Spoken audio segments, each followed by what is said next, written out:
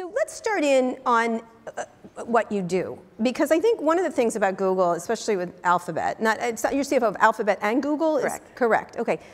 I have no idea who's running the place. So can you just give us a sense, because as Google is the black box of all black boxes, and so when you did this reorganization, it's a little confusing who's running things, and I think when I talk to some people at Google, similarly, they're like, we're not, how it works. Now, explain for the people who's running Alphabet and then Google. Yeah, not so complicated. Okay. When we set it up, Larry's indicated that Sundar is CEO of Google. He has his Google leads, and we have intense focus within Google. He spends still a lot of time with Larry.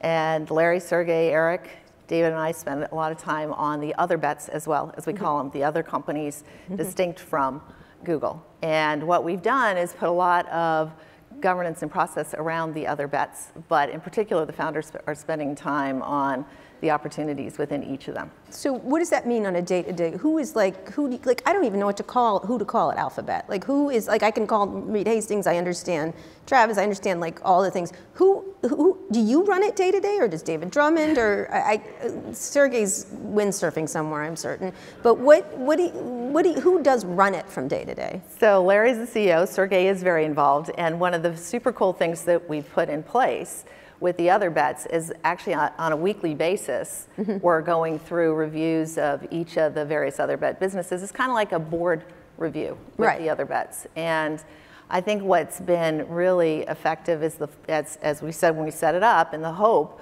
was that we would have a much greater level of focus within each of those, really backing great CEOs, but providing the guidance and effort that was needed to make sure that we were building some great businesses across this other bet portfolio. So how do you interact together and make decisions? Is Larry makes decisions, or how do you interact with Larry Page? I mean, Well, he's extraordinary. I mean, I think one of the most amazing things I've seen over many years, and for me, the opportunity to get to be at this company is something I didn't believe would happen. When it first came up, I was at Morgan Stanley talking to Bill Campbell, spending a couple hours actually in his home, and and the one thing I said I knew I never wanted to do was be CFO again. And his comment after a couple hours was, well, you should really be CFO of Google. And I had gone back a long way with Google, and just watching what Larry and Sergey have done, creating this extraordinary culture, to me was what made it such an incredible magnet. So why did you say yes to that? Besides Bill Campbell's very persuasive. Well, he is persuasive, but I had first invested in Google in '98, and then worked on the IPO and was a buyer thereafter. And I really believe in what the founders set up, and I believe in the mission, and felt that we were on this mission to change so many things that improves lives for billions, the mission of the company, and it was an extraordinary time and opportunity to be there. So when you came in, everyone, they didn't say adult supervision, because that was Eric, that was the last era, but they said the person who's going to put a stop to all the craziness. Like and what's interesting is, when you came in, you quickly got the name, I don't know if you have this nickname within Google, but it's Ruth Vader. Oh, fantastic. That's fantastic. Because cutting costs, you're the one that drops the hammer for Larry on things like that. Can you talk about that? Because the idea that has grown. I think you must be aware of that idea, that you're kind of put the kibosh on crazy moonshot ideas. And I want to get into those moonshot ideas and the other bets, and we'll get into Google's business itself, because that's the driver of all the revenue. But was that your job to, like, Larry says, kill that and don't blame me, Ruth, you do it, kind of thing, or what? So whenever I'm asked about this, well, Ruth, whenever I'm asked about expenses, my first answer is we have been and remain committed to long-term growth. And I think just to be focused on expenses really misses what makes the company great, which is innovation. And we remain very committed to innovation and are making some very bold investments to support the growth areas that we've laid out. And so that foremost is where we spend our time, which is what are the big bets within Google, and what are the bets that we're looking at within the various companies we call other bets.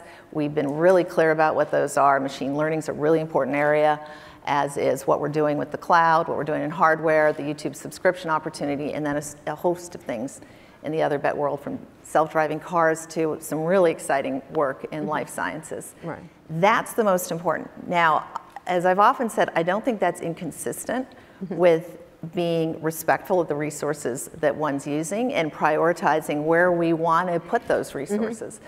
They're complementary. I don't think they're mutually exclusive. So how does it work? Say when you're deciding that not so much on this one, you guys have identified cloud, you've identified YouTube subscriptions, you've identified Verily, I think, very clearly, it was very spendy over there. How do you go, Google Fiber, we're going to pull back on. We're going to pull back on Nest, perhaps. We're going to pull back on other things. How does that go through that? Who decides that? And again, you do get a lot, you hear stories about you get a lot of the blame. Oh, that Ruth. And I'm always like, you're a bunch of sexists. It's the dudes at top that are doing it. But the fact of the matter is, you're seen as the one who makes those. So my view has been that the most valuable thing for leaders to have is clear data about everything they're doing, and then you can make better decisions. In fact, I was quoting Eric's book while I was still at Morgan Stanley, having no idea I would get the opportunity to be at Google, where he said, anchor every decision in data and the rest will follow. And I believe firmly that when you're working with extraordinary leaders, which I am, if I provide them with data that provides greater transparency, they're going to make choices. And that's what we've been doing. One of the big things that we did is push down expenses to the various product areas. We got a lot greater visibility by having Google as one. Who's spending what? Who's spending what? Google is one area, and then within each of the other bets, what are we spending? One of the very important elements is we said, you know, this stock-based comp thing, which a lot of tech companies kind of push to the side, and you just look at non-GAAP. It's a real expense. Yeah. Let's put it into the P&L. I think most people are aware of that, but Silicon Valley people, but go ahead. And it's actually valuable, because all of a sudden you're looking at your business saying, okay, I'm using this much to develop these areas. This is where I want to do it. How do I stack rank what I'm doing? But it can't come from, in my view, the CFO. It really needs to be the CFO working with your business leaders and providing them with the data so they can make the best decisions. And once you actually get them to have that insight into what resources are they using, how do they best want to prioritize, and what can be self-funded, you can then ask yourself the question, how much more needs to be funded? And so it's really about data.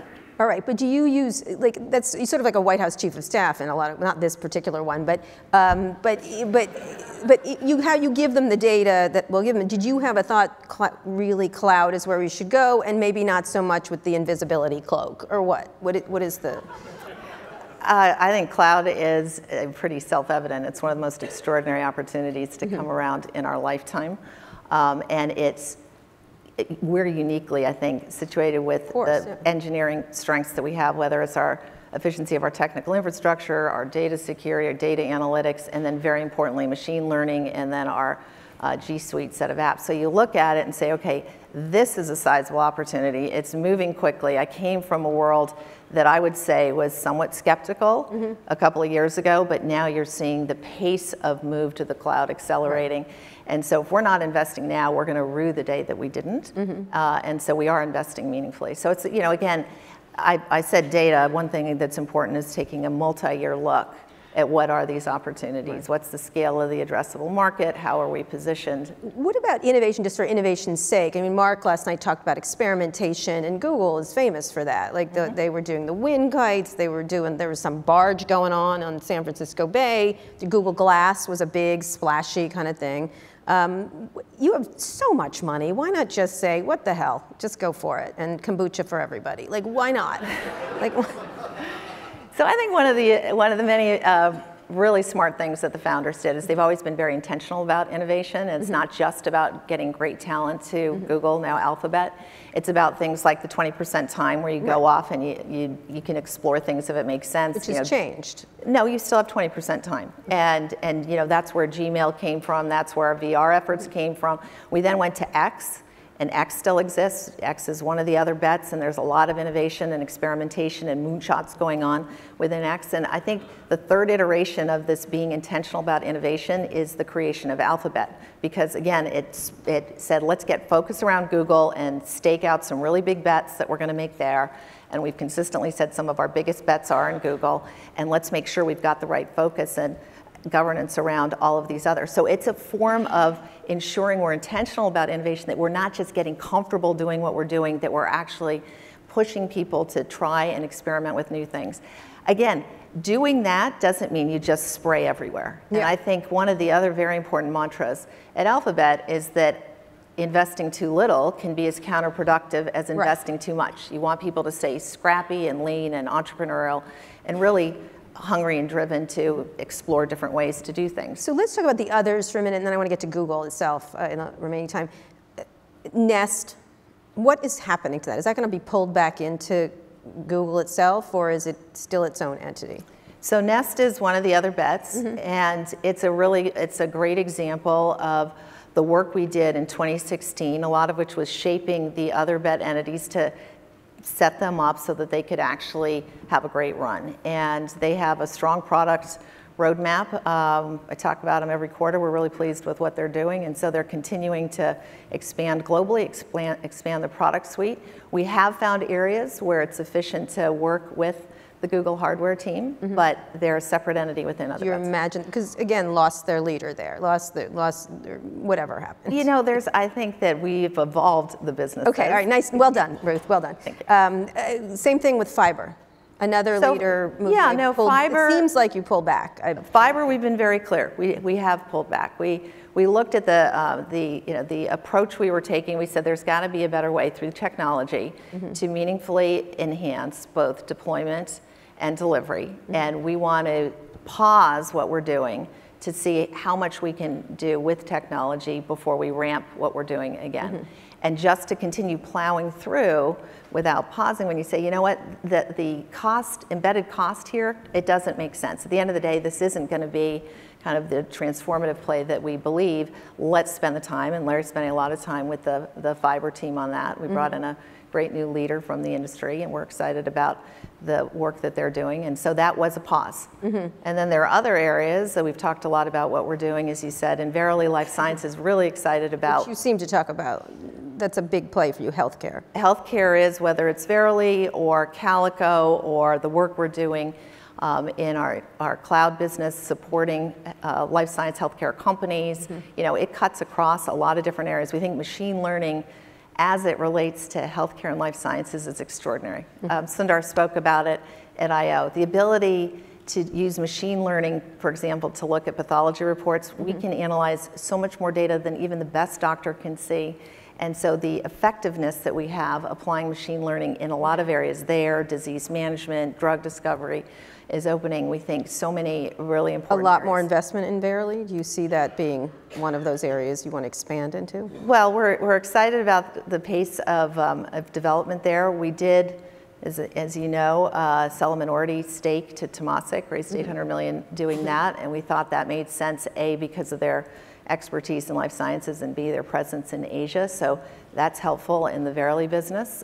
We're also really excited about the pace of what we're doing with Waymo, our self-driving car business. And right. So Waymo, again, an area that you guys were early in, developed a lot of cars. There's 1 million autonomous car, and you have a huge investment in Uber at the same time, and other places, and you're also suing Uber. Where does that go? So what's exciting for us about Waymo is, and what inspired the founders early on, was the opportunity to save lives. 1 million lives lost every year on the roads. The other really exciting element of it is we're transforming cities. The amount of resources that go into parking lots that can be used for something substantially more meaningful, whether it's parks or just not having to put that money into parking spaces when you're not using your car. So it's, in our view, a real positive. We have invested there in safety and have been, in our view, quite far ahead of others in safety, and so we're now doing our pilot. Will you be making cars? Do you imagine that? Well, at this point, we're teamed up with FCA, Fiat Chrysler, and we've indicated clearly that we're not just going to work with them, that we're open to working with other OEMs. The software of the car. And so that's working well for us. That's right. And the lawsuit, who made that decision to sue someone you've invested in? And obviously, it's a very, Google doesn't do that much. We don't. I talked to, interestingly, I talked to someone at Google, I'm not going to tell you who, and I said, you never sue, and they said, we never sue, and I said, you usually pay people off, even if you don't like them, and like a lot, and you sort of paid him off a little bit, and I go, but you never sue, and they go, we never sue, and I said, and you sued, and they said, we sued. So that was like, that's a code for, this is unprecedented. So where do you look at that? Well, we never sue. So when we do sue, when we do sue, you know, there's, it's in our view so compelling, we don't have an option but to sue. Mm-hmm. And where would you like that to turn out? The right way. It's a legal case, so I'm going to leave it at that. But we think that you're going to press on with this. We're going to press on. It was, in our view, there was only one right path, and as you said, we don't do this often. Yeah, I see that. Last couple of questions around Google itself. What do you think the biggest challenge is? Google pays for everything. It pays for all your nice campus and all these moonshots and everything else, pretty much. Right. Yes. Yes. 100%. That's a yes. Yes. What is the challenge you think Google faces? Or Amazon, the search on Amazon. We talked to Phil Schindler about that, and he was like, oh, it's not a problem, in German. It's a problem. Is it or not? Are you worried about search and other things? This is what's paying for all the rest of it. And how does that evolve from your point of view? Because as much as you put money into cloud and everything else, it's still not going to make up the difference. So, two parts. You know, first, the way I look at it is I think of our growth as sort of three crests, and so your point's very well taken. In this first crest, what's going on with search and ads, we still think it's very early days, and what machine learning can do for our business continues to be really exciting. Mary talked about the assistant and what that means. You've made huge investments. And you know, to become ever more useful to users, to become ever more useful to advertisers, to unlock local ad budgets, which you know haven't actually been there, to see more of the ad dollars coming online, but the ability to do voice search, to do image search. I mean, we're just in the very early days, very exciting.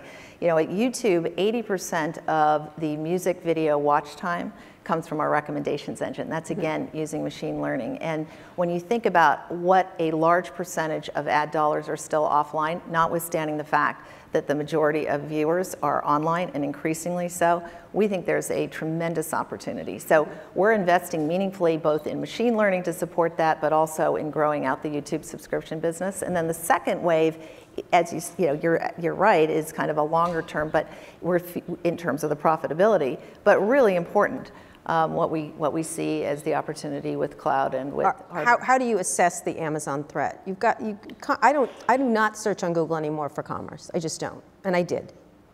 So you know, I think that that question has come up over the years. It came up when the question was, what happens with apps? Does that mean search goes away? Right. And so the majority of shopping is still offline. There is still a tremendous amount of search that is being conducted. So they're no question, very active, formidable competitor. We've got a lot of competitors in a lot of areas and a lot of competitors that are coming from other parts of the world. But we feel that we're continuing to deliver what users want and what advertisers want, and that's what's always been driving the business. So what do you think the biggest risk to Google's business is? Again, being money bags over there. Well, being money bags, I think the biggest risk is complacency and not in innovating and not investing substantially to continue to evolve what the user experience is and evolve the opportunity for advertisers.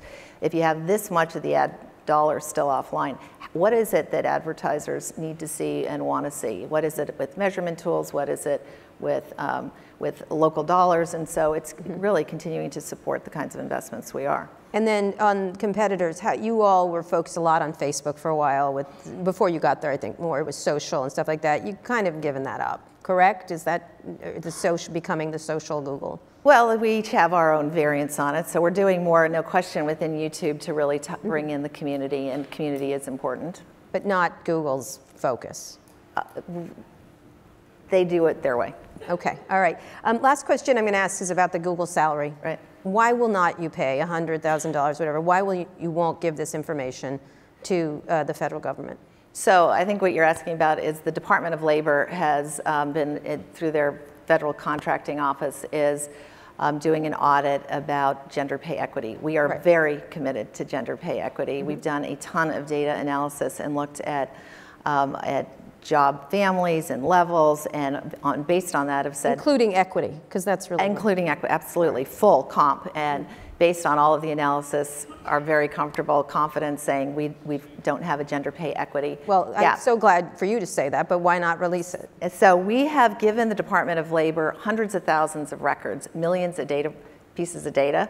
And the lawyers at this point are saying, this next round of requests is actually looking for personal contact information from thousands of our employees. And our view is that it's too much. And so, having given them hundreds of thousands of records and millions of data points, our view is that they have what they need, and we're leaving it with the lawyers. Well, if you have all this data proving this, why don't you put up a big splashy website explaining how great you are? I think we have. I mean, the way we've done the actual number. I mean, you guys like data, right? I'm pretty certain you like data. I mean, the data we've looked at, again, looks across its job, family, level, performance rate, the whole host of things, and it's on that basis that. Have you ever thought of releasing that data to people to show this? Because one of the arguments was we didn't want to pay for it. Is that incorrect, or? The burden. It doesn't look great. Yeah, no, look. It's like I feel like you have $100,000 in your pocket right now, like, or something. Just here, Kara. Look, the issue is the lawyers are viewing, in particular, going into personal contact information for thousands of our employees. I think that is a really high bar for us, and that's a concern. And would Google consider actually putting up all the data just to say, look, we do? We've put up a ton of data, and What about more? You're going to keep asking me the same All right, thing. okay, all right. Questions for Ruth from the audience? John? Hi, Ruth. John Ford from CNBC. For me, one of the great mysteries of the past decade is why Google lags in the cloud despite its advantages in fiber, in data center, engineering, on and on. In your view, is this one of those cases of underinvestment, which you mentioned before, or is there a cultural issue that's led you to this point, and how do you solve it? I think there are two parts to it. One is we historically ran our apps business and cloud business separately, and for quite some time we're looking to bring in a leader with enterprise experience to run the business, and obviously have with Diane, and are thrilled that she's running and leading the effort.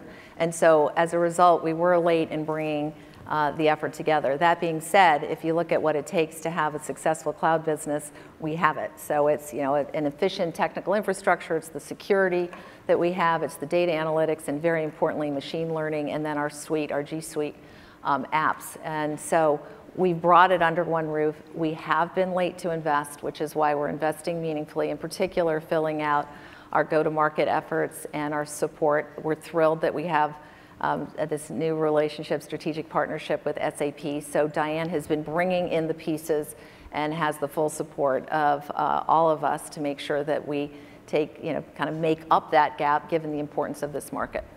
And one thing, Sundar, when I had lunch with him, he was talking about the idea that, I was asking about why AWS got so far ahead. And he's like, well, we were using all our storage, and it was interesting, but he did acknowledge that it was late. It's late and early in the sense that the market is still in the very, very early days. And if we're talking about $1 trillion market where companies are just starting to move online and will be moved to the cloud and will move to the cloud, we've got a great opportunity we're excited about. Hey, you talked about fiber as one area where Google saw a need to pull back and did. What's one area where Google still needs to change itself, where the company isn't yet where it needs to be, either Google or Alphabet? A pause? You mean a pause company or a pause? A pause or something where Google's either over-investing or not investing enough still? Well, we've laid out the growth areas and tried to be really clear about it because we think that, again, making sure that we're investing substantially to sustain this type of long-term growth is the right thing to do. And it's very easy for companies not to. It's much easier to sort of kick the can down the road and not do that. So machine learning, we were early. We're continuing to invest meaningfully. We've already talked about the cloud. Hardware is another area which is very important. We're excited about how the Pixel was received and the early innings on home, and we're continuing to expand that around the globe. So that's an important area. And then YouTube subscription. We think that what we're doing with original content is really valuable. We're doing it in a way that plays into our community of content creators and their followers, but at a much higher production value than we have previously. So that's another area. And then when you look into the other bets, we're being, I think, very careful not to overinvest or underinvest, but there's some exciting growth areas. Self-driving cars is I think, transformative for lives in cities, as I've said, but there are a lot of other areas within X. So those are the growth areas. When you ask where else Might we be investing? There are other things that we're doing, like the next billion users is an important initiative for us. We want to make sure that we're well positioned as we continue to expand around the globe. So we feel good about it. We've been quite systematic, kind of ticking through what are the areas that are important. And then the other key part of it is when we've stack ranked what we're doing, it's freed up resources as well. So for example, we recently sold our satellite business out of our maps area, Terabella, and the basis for that was there are too many great opportunities within maps. They don't need the distraction, and that's one of the elements. They don't need the distraction of this business. They can be a customer. And also you're selling the robotics business. That has been, we don't comment on rumors. We still have quite a bit of robotics work that we're doing within X. You're not selling Boston Dynamics? We don't comment on rumors. Well, you're selling Boston Dynamics. Go ahead. My name is Richard Walpert. I'm the CEO of HelloTech, which is the illegitimate love child of Uber and Geek Squad. And we're working with Google and Amazon and other companies. And going back to the Nest conversation, for us, what we found is it's really a huge separation between dealing with the Nest people and product line and the Google Home people and product line. So I'm wondering why those are still so separate, going even to Waze and Google Maps, which are still separate. So that's one question. The second question is, as aggressive as Amazon's being with Alexa, do you guys feel like you're behind with Google Home, and what are you going to do to try and catch up? I think that's sort of the same thing. Shouldn't you bring it all together to Well, so on Google kick Home, Alexa's ass or something? Like so on Google Home, and the Assistant, we think one of the most important elements for users is machine learning and the language capabilities, translation capabilities, the ability to go much deeper and provide more useful responses to queries, and we'll continue to benefit from that. And so we are investing meaningfully in Home and expanding that throughout the globe. You'll see more of that. And again, we think one of the very important elements of voice search is that it may be voice in, but it's not necessarily voice out. And one of the areas where we also benefit is users live in a multi-device world, and sometimes voice in comes back as text back. Living room is the fastest growing area for YouTube videos. So having this suite of products is something that is advantageous for us. And so we are continuing to build out the hardware line within Google. Nest is focused on a different set of products within the home, and just given the pace with each are moving, we think that level of focus for now makes a ton of sense. So you feel the segregation is actually to your benefit? We look at it a lot. Like recently we pulled together YouTube Music and Play Music, and you can say at what point does it make sense, in the music area to do that. And so we found that it did make sense to bring it in. Our view is that Home is pursuing one path, and Nest is looking at a different set of products and go-to-market strategy. So at this point, this is the right way, and we've got some great leaders leading both of the businesses. And last question, Ruth, you're from Wall Street? Do you miss Wall Street? No. No, okay. But are you working on any large acquisitions you'd like to discuss with the group? Confidentially? Yeah, confidentially. So we don't comment on acquisitions. The main thing is we do have a small pile of cash, and I think that's what you're alluding to. Yeah, repatriated monies. And the main thing that we've said is that the primary use for that is organic growth and acquisition growth. We look at acquisitions all the time. We've done some really important ones for us, YouTube and DoubleClick and others. We came to us through acquisition, but we have a high bar. And so the acquisitions— So you're not buying Twitter today? Well, the acquisitions that we've talked about have really, in particular, filled in holes in cloud. And that's been really valuable, but we're looking, we look across the board, and I think the most important thing is to have a high bar. Just like your other question about why we don't just invest all over the place, it's, you want to make sure that what you're doing makes sense. So. Yeah, great. Thank you. Thank you. Great to be here.